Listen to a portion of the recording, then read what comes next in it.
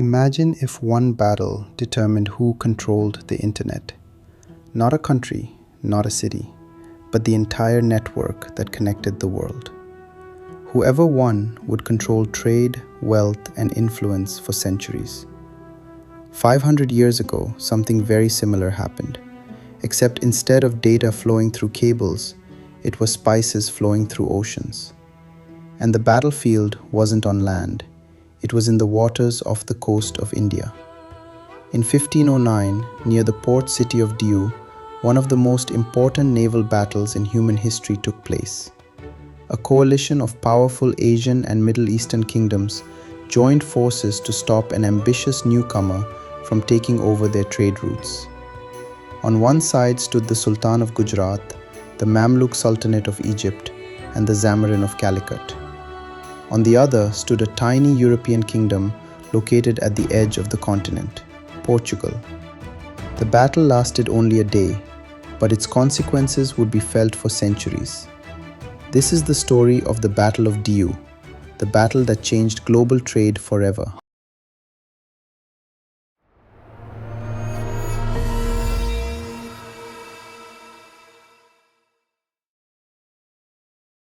To understand why this battle mattered so much, we need to understand the world's most valuable commodity at the time: spices.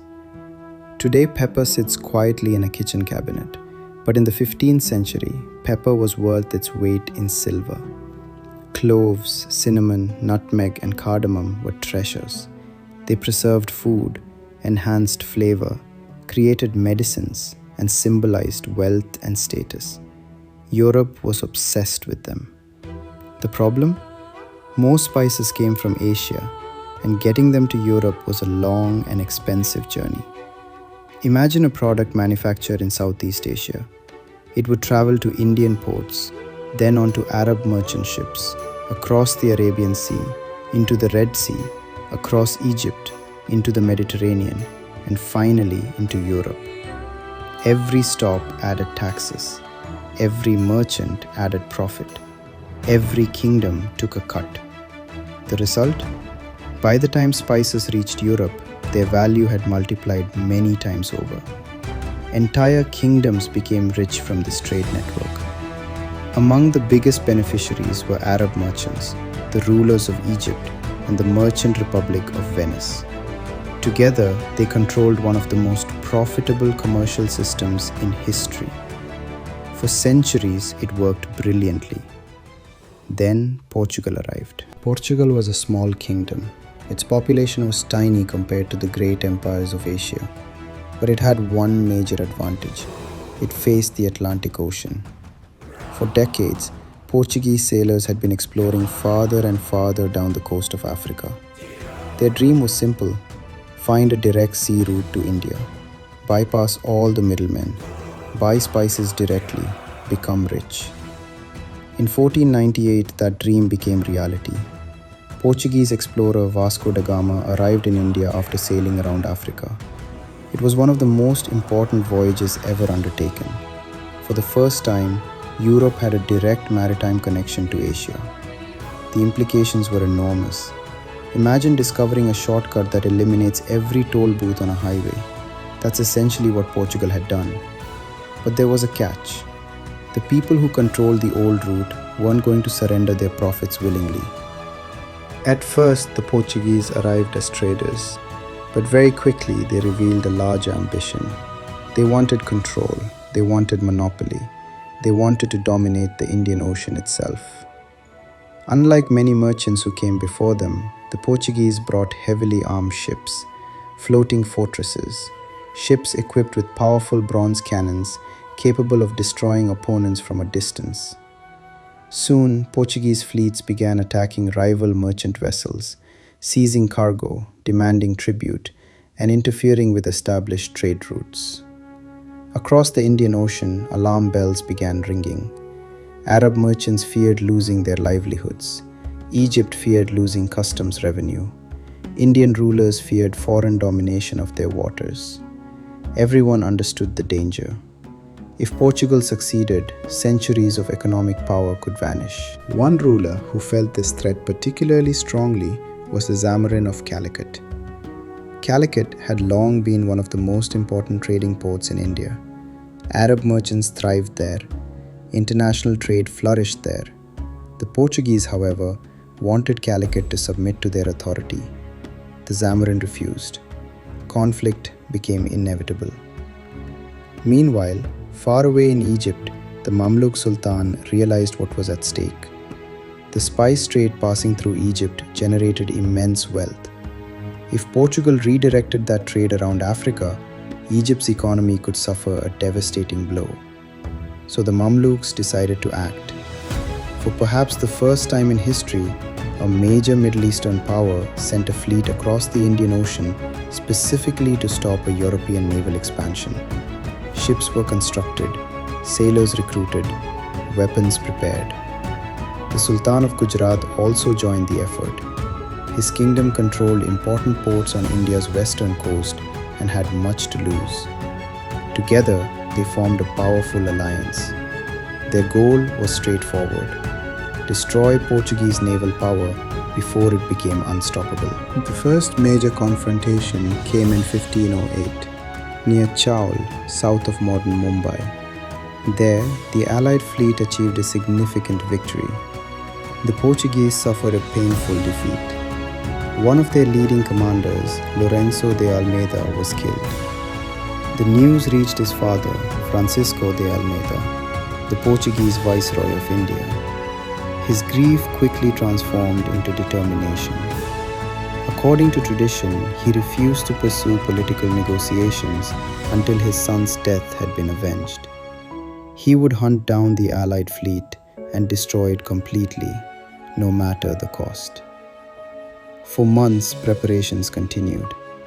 Both sides knew that a decisive confrontation was approaching. Eventually, the fleets converged near Diu, a strategically important port on the coast of Gujarat. The stage was set.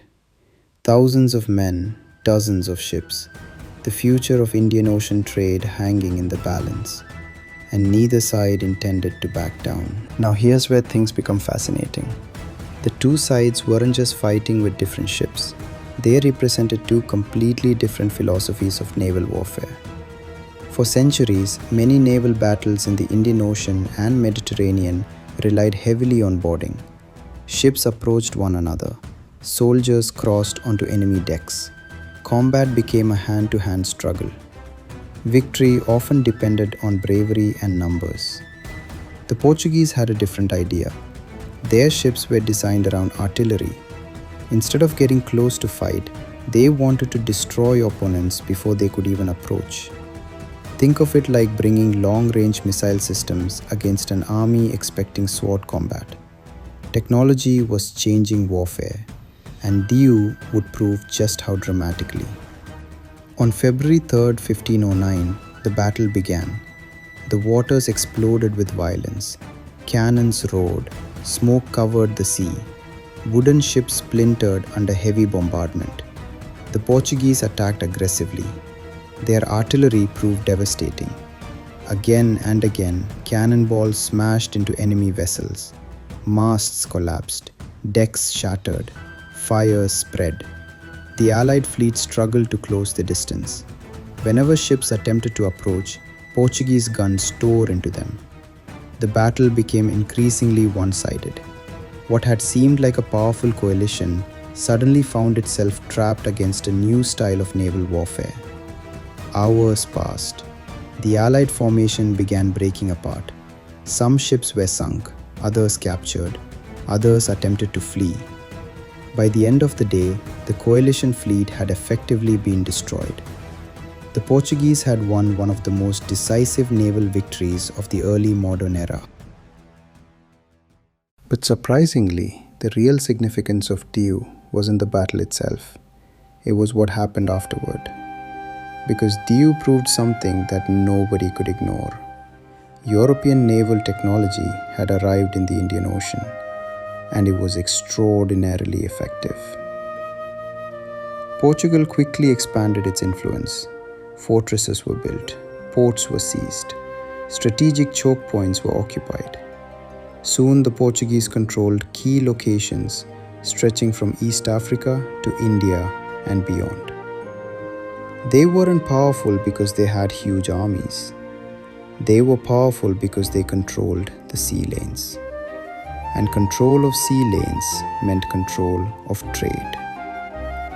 This changed the global economy. For centuries, wealth had flowed through traditional routes connecting Asia, the Middle East, and Europe. Now, increasing amounts of trade began moving around Africa, directly into the hands of European powers. The old system didn't disappear overnight, but the balance had shifted. The Battle of Diu marked the moment when that shift became undeniable. Many historians compare its significance to famous battles like Trafalgar. Others argue it was even more important because Diu helped create the first truly global maritime empire, and Portugal's rivals were paying attention. The Dutch watched, the English watched, the French watched. They learned an important lesson. If a small European kingdom could become rich by controlling ocean trade routes, why couldn't they?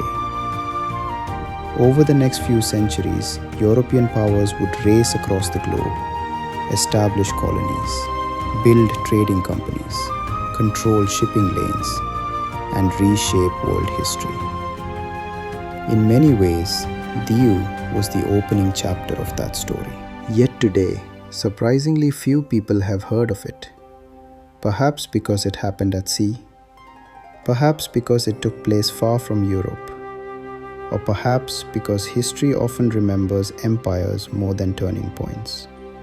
But make no mistake, the Battle of Diu was a turning point. It was the moment an old trading world collided with a new one, a battle fought not for territory, but for commerce. Not for a throne, but for control of the world's most valuable supply chain. And when the smoke cleared over the Arabian Sea in 1509, the winners didn't just gain a victory, they gained control of a future where maritime power would determine global influence, a future that would shape the modern world. And it all began off the coast of India. If you enjoyed this story, subscribe to Whispers of Bharat for more forgotten chapters of Indian history. Stories of empires, explorers, warriors, traders, and battles that changed the course of civilization. Because history isn't just the story of what happened. It's the story of why our world looks the way it does today.